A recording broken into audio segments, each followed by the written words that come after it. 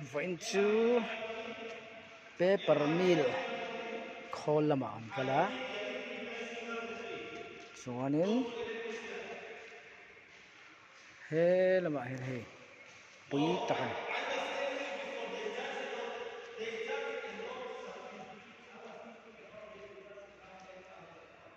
he lai hi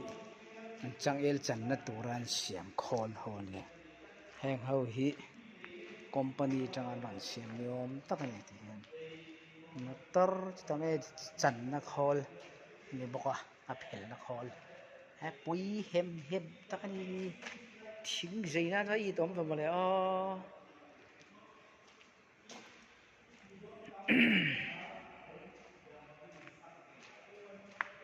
wen ti hian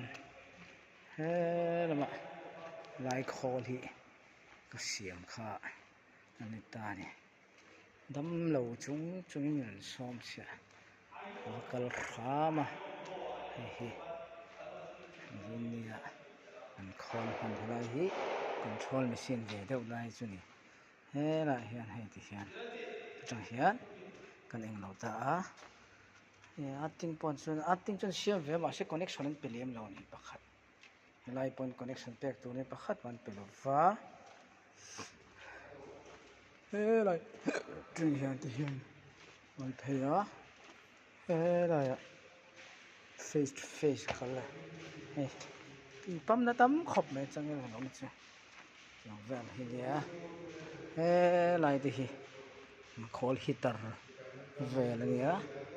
he ni in siam chin ta siam zo